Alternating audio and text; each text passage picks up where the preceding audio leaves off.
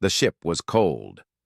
Do-hun sat in the corner of his small metal cell, his hands still wearing the heavy chains that marked him as a criminal. Through the tiny window, he could see the stars passing by. Each star took him farther from Earth, farther from everything he had ever known. He was 32 years old. For 10 years, he had served in the United Earth military. He had fought in 3 wars. He had earned 7 medals. But none of that mattered now. Now he was just prisoner 7-749 on his way to die on a forgotten moon called Varos. The crime they charged him with was simple. He had refused to follow an order. During the battle on Colony 9, his commander had told him to shoot the civilians hiding in the hospital. Women, children, old people. They said these people were helping the enemy. Maybe they were. Maybe they were not. Do-hun did not care. He would not kill innocent people. So he put down his weapon. He stood there while his fellow soldiers looked at him with shock. His commander screamed at him, called him a coward, called him a traitor. But Do-hun did not move. He did not pick up his weapon. He let them arrest him right there in front of everyone. The military court took only 1 hour to decide his fate. Guilty. The sentence was exile to Varos. Everyone knew what Varos was. It was a prison moon at the edge of known space. The air was thin but breathable. The land was covered in ash and rock. Nothing grew there. Nothing lived there. At least, nothing that anyone had seen and survived to talk about. They said prisoners on Varos lasted about 1 year. Some died from the cold. Some died from hunger. Some simply walked into the wasteland and never came back. A few, they whispered, were taken by something in the dark, something big, something ancient. But the military said these were just stories, lies told by weak men who could not survive. Do-hun did not believe the stories. He believed in what he could see and touch. And right now, all he could see was the gray metal walls of his cell, and all he could touch was the cold chains on his wrists. The ship shook as it entered the atmosphere of Varos. Do-hun stood up and looked through the window. Below him, he saw a world of gray and black. Mountains of ash rose from the ground. Rivers of dark water cut through valleys of stone. There were no trees, no grass, no color at all. A guard came to his cell. The man was young, maybe 20 years old. He looked at Do-hun with something like pity in his eyes. "We're landing in 5 minutes," the guard said. "When we open the door, you walk out. You don't look back. You don't try to get back on the ship. If you do, we shoot you. Understand?" Do-hun nodded. "I understand." The guard paused. He seemed like he wanted to say something more. Finally, he spoke in a low voice. "I heard about what you did. On Colony 9, my sister lived there. In that hospital." He swallowed hard. "She's alive because of you." Do-hun looked at the young man. He did not know what to say. "Thank you," the guard whispered. Then he turned and walked away. The ship landed with a heavy thud. The doors opened, and cold air rushed in. Do-hun walked forward, his chains now removed. He stepped onto the surface of Varos. The ground was soft under his feet. Ash. Everywhere there was ash. It covered everything like gray snow. The sky above was dark, even though it was daytime. Thick clouds blocked most of the light from the distant sun. Behind him, he heard the ship's engines roar. He did not turn around. He listened as the ship rose into the sky and disappeared. Then there was silence. Complete silence. The kind of silence that makes you feel like you are the only person in the universe. Do-hun looked around. In the distance, he could see some structures. Buildings, maybe. That would be the prison camp. He started walking toward them. The walk took 2 hours. By the time he arrived, his legs were tired, and his lungs burned from the thin air. The buildings were old and broken. Most of them had no roofs. Some had walls that had fallen down. But there were people there, about 30 of them. They sat around small fires, trying to stay warm. They looked up when Do-hun arrived. Their eyes were empty, hopeless. These were people who had already given up on life. A woman walked toward him. She was maybe 40 years old, with short gray hair and a scar on her face. Her name was Yuna, and she was the closest thing this place had to a leader. "New one," she said. It was not a question. "What was your crime?" "I refused to kill civilians," Do-hoon said. Yuna laughed. It was a bitter sound. "A man with a conscience. Those don't last long here." She pointed to a broken building nearby. "You can sleep there. We share food when we have it. We share water when we find it. Other than that, you're on your own." "What do you eat?" Do-hoon asked. "I didn't see any plants, any animals." Yuna's face became serious. "There are caves to the north. Sometimes we find things there, mushrooms, insects, enough to stay alive." She paused. "But we don't go too deep. Bad things happen to people who go too deep." "What kind of bad things?" Yuna did not answer. She just turned and walked away. That night, Do-hoon lay on the cold ground and looked up at the hole in his roof. Through it, he could see stars, different stars than the ones he knew from Earth. He was alone, forgotten, left here to die. But something inside him refused to give up. He had survived war. He had survived betrayal. He would survive this too. He closed his eyes and made himself a promise. He would not become like the others. He would not give up hope.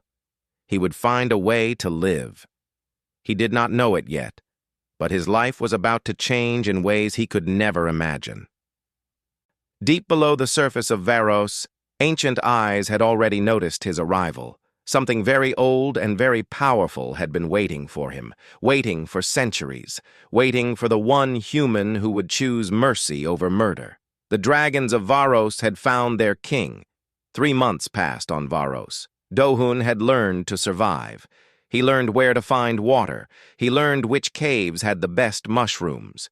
He learned how to make fire from the strange black rocks that covered the ground. But he was hungry. Always hungry. The food was never enough. Every day, he grew a little weaker. He could see the same thing happening to the others in the camp. One by one, they were dying, not from violence, not from disease, just from slowly fading away. One morning, Do-hoon made a decision. He would go deeper into the caves. Yuna had warned him not to. Everyone had warned him not to. But staying here meant death anyway. At least if he went deeper, there was a chance he might find something. More food. Better shelter. Anything. He told no one where he was going. He simply walked north, toward the mountains where the largest caves were. The walk took most of the day. By the time he reached the cave entrance, the sky was already getting dark. The cave mouth was huge. It was like looking into the open mouth of some giant beast. Cold air came from inside, carrying a strange smell. Not bad, just different. Like old stone and something else, something alive. Do-hoon lit his torch and walked inside. The cave was bigger than he expected. The ceiling rose high above him, disappearing into darkness. The walls were smooth, as if something had carved them long ago. Do-hoon walked carefully, watching where he stepped. He found mushrooms, lots of them. They grew on the walls in thick clusters. He filled his bag quickly. This was good. This was more food than he had seen in weeks. He should go back now. He should leave before something bad happened. But something pulled him forward. A feeling he could not explain, like someone was calling to him. Not with words, just with a feeling. A pull in his chest that said, "Come. Come deeper. We are waiting." Do-hoon knew he should ignore it. He knew this was probably how people disappeared in these caves. They heard something, felt something, and followed it into the darkness, and they never came back. But he kept walking anyway. The cave went down, deeper and deeper into the earth. The air grew warmer, the strange smell grew stronger. And then, after what felt like hours of walking, Do-hoon saw light. It was not firelight. It was not sunlight. It was something else. a soft blue glow that came from the walls themselves. Glowing crystals, he realized. Thousands of them. They covered the walls and ceiling like stars in the night sky. And in the center of this glowing chamber, he saw them. Dragons. There were at least 20 of them. Each one was as big as a house. Their scales were dark blue, almost black, and they shimmered in the crystal light. Their wings were folded against their backs. Their eyes were large and golden, and every single one of those eyes was looking at Do-Hun. He should have run. Any normal person would have run. But Do-Hun's legs would not move. His body would not obey him. He just stood there, holding his torch, staring at creatures that should not exist. One of the dragons moved. It was smaller than the others. A female, Do-Hun somehow knew. She walked toward him slowly, her claws clicking on the stone floor. When she was close enough to touch, she stopped. She lowered her great head until her eyes were level with his. And then something happened that Do-Hun would never forget. Her voice appeared in his mind, not in his ears, in his mind. It was not words exactly. It was more like feelings and images that his brain turned into words. "You came," the voice said. "After so long, you finally came." Do-Hun tried to speak, but his voice would not work. He cleared his throat and tried again. "What are you?" he whispered. "We are the Forgotten Ones," the dragon said. "Your kind called us monsters, demons. They tried to kill us. We hid here, beneath the ash. And we waited." "Waited for what?" The dragon's golden eyes seemed to glow brighter. "For you." Do-Hun shook his head. "I don't understand. I'm nobody. I'm just a prisoner, a criminal." The dragon made a sound. It took Do-Hun a moment to realize she was laughing. "You are the one the prophecy spoke of," she said. "A star walker with a merciful heart. One who would choose kindness over killing. One who would put down his weapon rather than harm the innocent." Do-Hun felt cold. "How do you know about that?" "We see much," the dragon said. "We feel much. When you refused to kill those people, your heart cried out across the stars. We heard it. We have been waiting for you ever since." Do-Hun looked around at the other dragons. They were still watching him. But he noticed something now. They were not looking at him like he was food. They were looking at him like he was something precious, something important. "My name is Bora," the dragon said, "and I have waited 200 years to speak these words." She lowered her head until her forehead touched Do-Hun's chest. "Welcome home, King of Dragons." Do-Hun stood frozen as the other dragons began to move. One by one, they came forward. One by one, they bowed. These massive creatures, these ancient beings of fire and scale, were kneeling before him. "I don't understand," Do-Hun said. His voice was shaking now. "I'm not a king. I'm nothing." Bora raised her head. "You are everything. Your people threw you away because you had mercy, because you had love.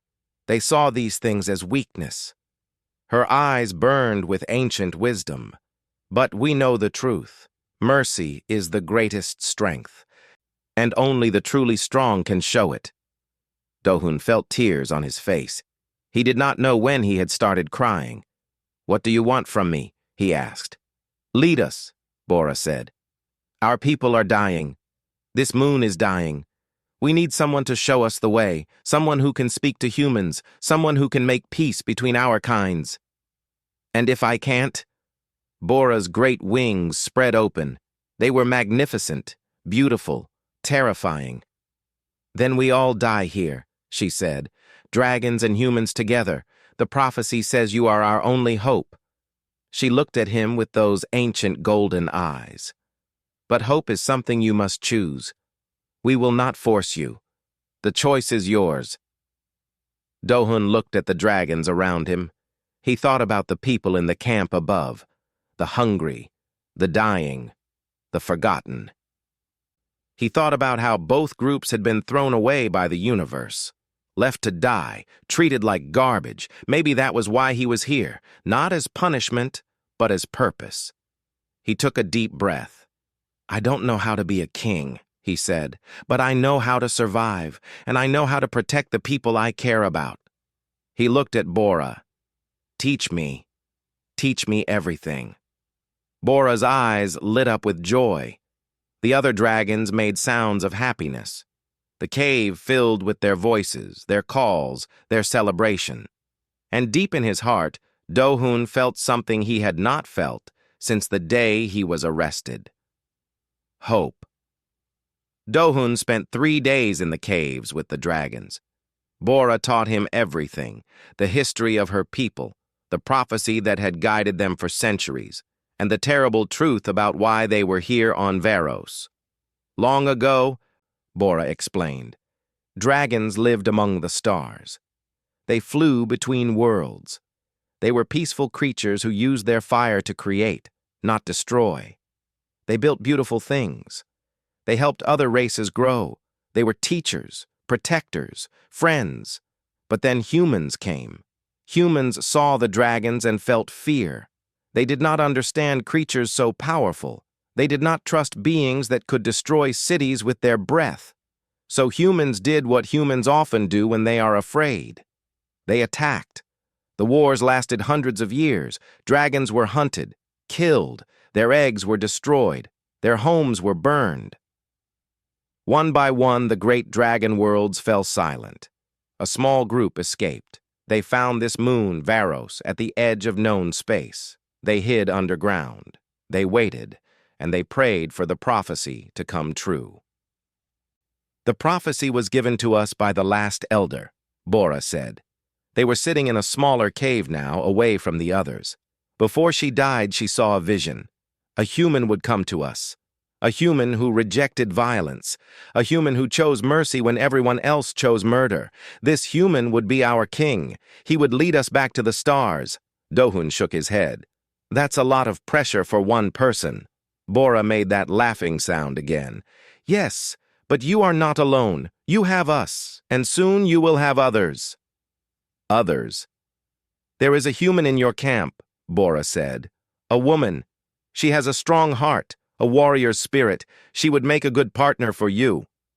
Do-hun thought about the people in the camp. Most of them were broken, empty. But there was one woman he had noticed. She was younger than the others, maybe 25 years old. She kept to herself mostly.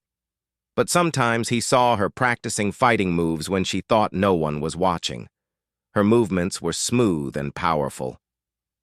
"Her name is Hana," Bora said, reading his thoughts. "She was a pilot, the best in her fleet. But she asked too many questions, questioned too many orders, so they sent her here. You know about her?" "We know about all the humans on this moon," Bora said.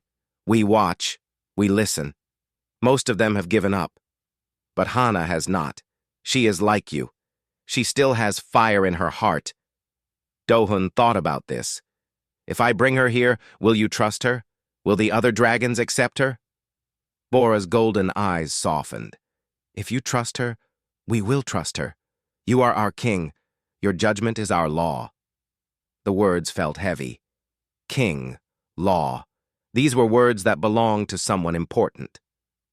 Someone powerful. Not a prisoner on a forgotten moon. But maybe that was the point. Maybe kings were not born. Maybe they were made. Made by the choices they made when everything was against them. "I'll talk to her," Do-hun said. He returned to the camp that night. The others looked at him with surprise. They had thought he was dead. People who went into the deep caves did not come back. Yet here he was, walking into camp with bags full of food. He shared the mushrooms with everyone. For the first time in months, people ate until they were full. They laughed, they smiled. Do-hun watched them and felt something warm in his chest. Then he found Hana. She was sitting alone by a small fire, sharpening a piece of metal into a knife. She did not look up when he approached. "You're the one who went into the deep caves," she said. Her voice was calm, flat. Everyone said you were dead. Almost was, Do-hoon said. He sat down across from her. I found something down there. Something important. Now she looked up. Her eyes were sharp and intelligent. She was studying him, measuring him. What did you find? Do-hoon took a deep breath. Dragons. Hana's expression did not change. She just kept looking at him. After a long moment, she spoke. Everyone thinks dragons are extinct, killed off in the Great Hunt 300 years ago. Everyone is wrong. Hana was quiet again. Then she set down her knife and leaned forward. Why are you telling me this? Why not tell everyone? Because not everyone can handle the truth, Do-hoon said.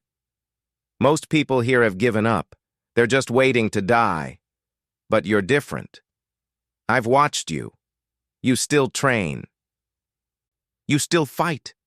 You still believe you're going to survive. Hana's eyes narrowed. So what do you want from me? I want you to come with me. See the dragons for yourself. They have a prophecy. They say I'm supposed to lead them, but I can't do it alone. He met her gaze directly. I need someone I can trust. Someone who knows how to fight, how to fly, how to lead. Hana was silent for a long time. The fire crackled between them. Finally, she spoke. I was the best pilot in the fleet. I could fly anything. But they didn't want a pilot who thought for herself. They wanted a robot who followed orders. She picked up her knife again. I refused to bomb a refugee ship. That's why I'm here. They said the refugees were enemies. I said they were children and old people, so they sent me to die. Do-hoon nodded. We're the same then. Thrown away for having a conscience. Hana looked at him. Something changed in her eyes. The coldness melted a little. Show me, she said. Show me these dragons. They left that night. The walk to the caves was long, but Hana did not complain. She was strong, stronger than she looked. She kept up with Do-hoon easily, even as the path became steep and difficult. When they reached the glowing chamber, Hana stopped. Do-hoon watched her face as she saw the dragons for the first time. He expected fear, expected shock. Instead, he saw wonder. They're beautiful, she whispered. Bora came forward. She looked at Hana with her golden eyes. Then she turned to Do-hoon. You chose well, she said in his mind. Then she spoke out loud, in a voice like thunder and silk combined. Welcome, warrior. We have been waiting for you too. Hana looked at Do-hoon. Did that dragon just talk? Do-hoon smiled. It gets easier. Trust me. Over the next hours, Bora explained everything to Hana. The history, the prophecy, the hope that Do-hoon represented. Hana listened without interrupting. When Bora finished, Hana was quiet for a long moment. Then she turned to Do-hoon. You believe this? She asked. You believe you're some kind of chosen king? Do-hoon shook his head. I don't know what I believe. But I believe in these dragons. They've suffered. They've been hunted. They've been hiding for 300 years. And somehow, they still have hope. They still believe things can get better. He looked at her. Don't they deserve a chance? Hana looked at the dragons around them, at their ancient faces, at their patient eyes, at the hope that burned there like a quiet flame. Yeah, she said finally. They do. She held out her hand to Do-hoon. Okay, I'm in. Let's save some dragons. Do-hoon took her hand. Her grip was strong, and in that moment, a partnership was born. A king and his warrior, a leader and his friend. Together, they would change everything. The prophecy was beginning to come true. The next 6 months were the hardest of Do-hoon's life, but they were also the best. Every day he and Hana went down to the caves. Every day they learned something new. Bora taught them the language of dragons. She taught them the history of her people. She taught them how to fight and how to think like creatures who had lived for thousands of years. And she taught them how to fly. The first time Do-hoon climbed onto Bora's back, his hands were shaking. He had flown in ships before. He had jumped from planes in combat. But this was different. This was sitting on a living creature, feeling her muscles move beneath him, feeling her breath, feeling her heartbeat. "Hold tight," Bora said in his mind, "and do not be afraid. I will never let you fall." Then she spread her wings and jumped. The wind hit Dohun like a wall. His stomach dropped. The ground rushed away beneath them. For one terrible second, he thought he was going to die. And then they were flying, really flying, not in a metal box, not surrounded by machines, just him and Bora and the open sky. The clouds passed around them. The wind sang in his ears. Dohun felt tears streaming down his face, but he was laughing. He was laughing like he had not laughed since he was a child. This was freedom, true freedom. The kind he had been searching for his whole life. Hana bonded with a dragon named Taiyang. He was younger than Bora, with scales that shone like copper in the crystal light. He was fast and brave and had a sense of humor that surprised everyone.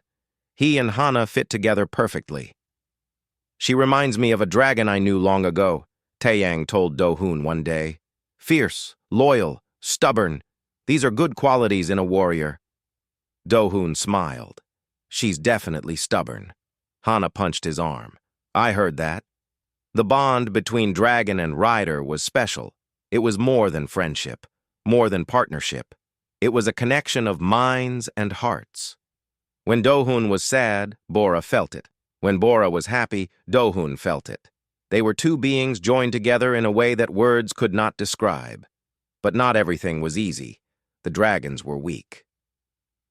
Centuries of hiding had made them thin and tired. There were only 23 of them left, and several were too old or too young to fight. "If the humans come," Bora said one night, "we cannot win a war. We must find another way." "What other way is there?" Hana asked. "Peace," Dohun said. Everyone looked at him. "Think about it. Humans attacked dragons because they were afraid. They didn't understand. But what if we showed them the truth? What if we proved that dragons aren't monsters?" Taiyang made a growling sound. "Humans killed our families. They destroyed our worlds. And you want to make peace with them?" "I want to survive," Dohun said. "And so do you. War means extinction. For all of us. But peace. Peace means a chance. A small chance, maybe. But a chance." Bora looked at him with those ancient eyes. "The prophecy spoke of this. The king would bring peace. He would heal the wound between our peoples." She paused. "But it also warned of a great test, a moment when everything would hang in the balance." "What kind of test?" Hana asked. The prophecy did not say, only that the king would have to choose, and his choice would decide the fate of both races. Dohun felt a chill run down his spine, but he pushed the fear aside. Whatever test came, he would face it. He had no other choice. The months continued to pass. Dohun and Hana grew stronger. Their bonds with their dragons grew deeper. And slowly they began to build something that had never existed before. A community. Dragons and humans living together. Learning from each other. Helping each other. They brought more people from the camp. Only the ones who could be trusted. Only the ones who still had hope in their hearts.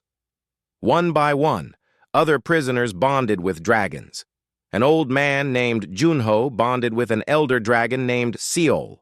A young woman named Minji bonded with a small, fierce dragon named Duri. It was not easy. Some humans were afraid at first. Some dragons were suspicious. But Dohun worked with both sides. He talked, he listened, he helped them understand each other. "You're good at this," Hana told him one evening. They were sitting at the entrance to the caves, watching the sun set over the ash fields. "The whole king thing.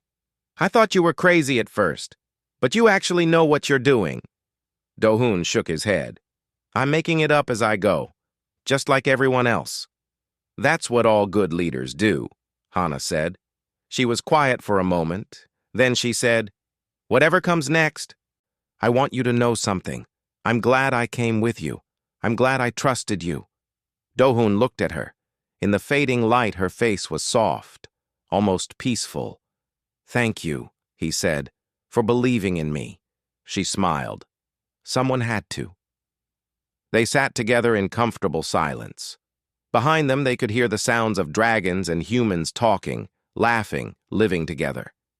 It was a beautiful sound, a hopeful sound. But Do-hoon could not shake the feeling that something was coming. Something big. Something that would test everything they had built. He was right. 1 week later, Minji came running into the caves. Her face was pale with fear. "Ships," she gasped. "In the sky. Lots of them. They're coming this way." Do-hoon felt his blood turn cold. He ran to the surface, Hana right behind him. They looked up at the sky. There, above the clouds, were lights. Dozens of them, moving in formation, coming closer every second. "Military ships," Hana said. Her voice was flat. Her pilot's eyes had already identified them. "That's a full battle fleet, destroyers, fighters, and something bigger, something I've never seen before." Do-hoon's mind raced. Why were they here? Had someone discovered the dragons? Had they come to finish what they started 300 years ago? Bora's voice appeared in his mind. "The test has come, my king. What will you do?" Do-hoon looked at the ships. He looked at the caves behind him, where dragons and humans waited in fear. He looked at Hana, who stood ready for whatever came next. "We won't run," he said. "We won't hide, and we won't attack first." He took a deep breath. "I'm going to talk to them. I'm going to try to make peace." "And if they refuse?" Hana asked. Do-hoon's eyes hardened. "Then we fight, together, dragons and humans, side by side." He turned and walked back into the caves. He had work to do, and not much time to do it. The final test was here. The battle fleet landed on the ash fields at dawn. The ships were massive and dark, their weapons pointed at the ground like angry fingers. Hundreds of soldiers poured out, taking positions around the landing zone. They wore heavy armor and carried weapons that could level mountains. Do-hoon watched from the cave entrance. Beside him stood Hana, Junho, Minji, and the other bonded riders. Behind them, in the darkness of the caves, the dragons waited. "That's Admiral Kyung-ho," Hana said, pointing at a figure walking down the ramp of the largest ship. "I served under him once. He's not a bad man, but he follows orders, always." Do-hoon nodded. "Then I need to talk to him before his orders tell him to attack." "You can't just walk out there," Minji said. "They'll shoot you." "Maybe," Do-hoon said, "but I have to try." He walked out of the cave before anyone could stop him. His feet crunched on the ash. His heart pounded in his chest, but he kept walking, slowly, calmly, his hands raised and empty. The soldiers saw him immediately. Weapons turned toward him. Voices shouted orders. But Do-hoon kept walking. Admiral Kyung-ho stepped forward. He was an older man with gray hair and cold eyes. He looked at Do-hoon with curiosity. "That's far enough," the admiral said. "Identify yourself." "My name is Do-hoon," he said, "former soldier, prisoner, and apparently king of the dragons." The soldiers laughed. But Kyung-ho did not laugh. His eyes narrowed. "We detected heat signatures underground," the admiral said. "Life forms. Big ones. We came to investigate." "Dragons," Do-hoon said simply. 23 of them. Living under this moon for 300 years. The laughter stopped. Everyone was staring at him now. "Dragons are extinct," Kyung-ho said. "Killed in the Great Hunt. Not all of them. Some survived. They hid here. They've been waiting for a chance to live in peace." Kyung-ho was silent for a long moment. Then he spoke. "Why are you telling me this? Why not stay hidden?" "Because hiding doesn't work forever. Do-hun said. You found them. Others will find them. And as long as dragons and humans are enemies, the killing will never stop. He took a step forward. I'm offering another way. Peace. Dragons and humans living together, working together. No more war. No more fear. Impossible, a voice said. A woman stepped forward from behind the admiral. She wore the uniform of a government official. Her name tag said Director Soyeon. Dragons are dangerous. The great hunt was necessary for our survival. Was it? Do-hun asked. Dragons never attacked humans first. They were peaceful, teachers, builders. Humans attacked because they were afraid of what they didn't understand. He looked directly at Soyeon. I've lived with dragons for almost a year. They're not monsters. They're intelligent, compassionate, kind. Soyeon laughed coldly. And you expect us to believe a criminal? A traitor? I'm not a traitor, Do-hun said. His voice was hard now.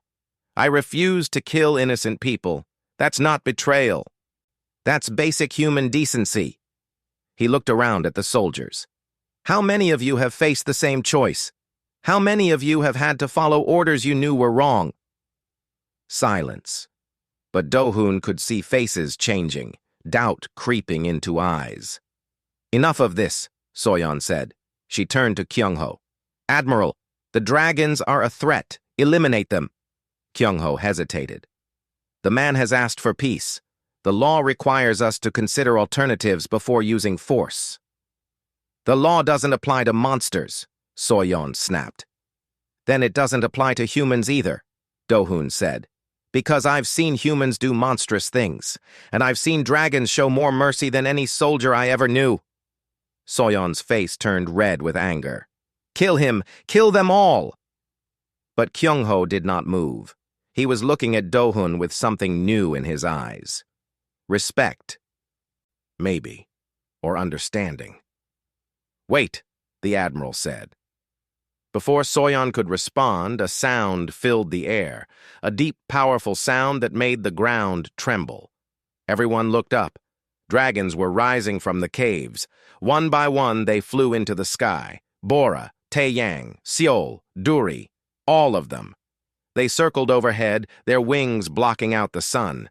They were terrifying, beautiful, magnificent.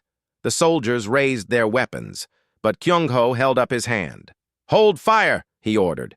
Nobody shoots unless I give the command. The dragons landed in a wide circle around the field. They did not attack. They did not threaten. They simply stood there, watching with their ancient eyes. Bora walked forward until she stood beside Do-hun. Her voice rang out, loud enough for everyone to hear. We do not want war, she said. The soldiers gasped. A talking dragon. They had never imagined such a thing. For 300 years we have hidden. We have lost our homes, our families, our hope. We came to this dead moon to die in peace.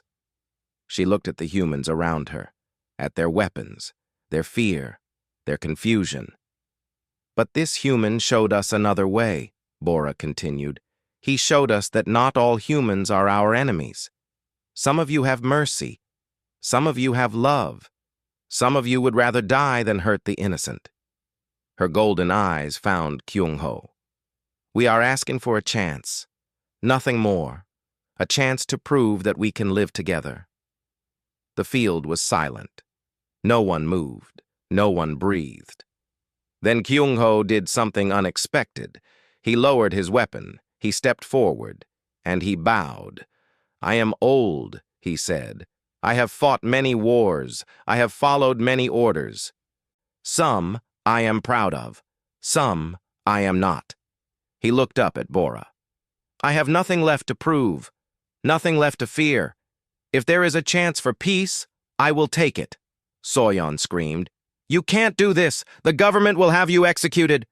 Kyung-ho smiled sadly. Then they will execute me.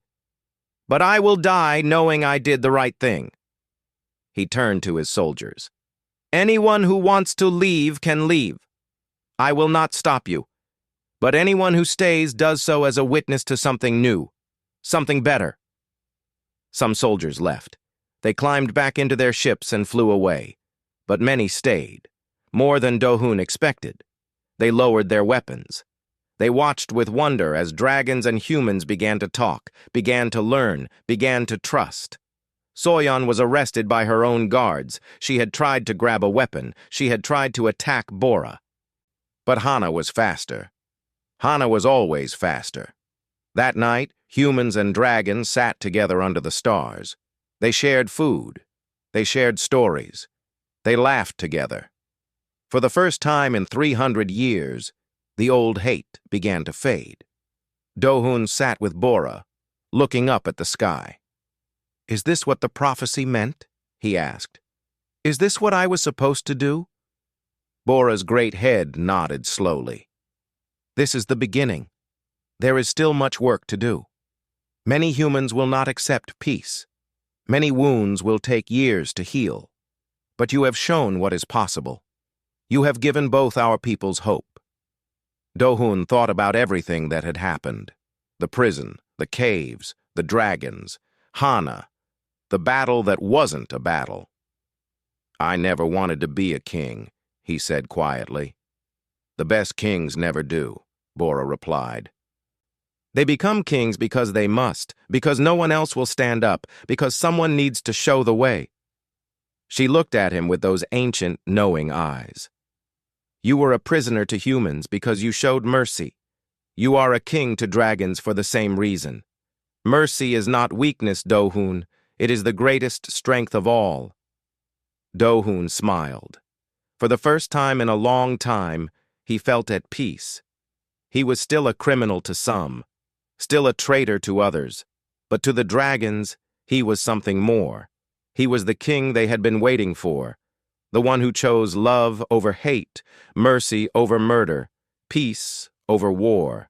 And that, he decided, was enough. The story of the Dragon King had just begun.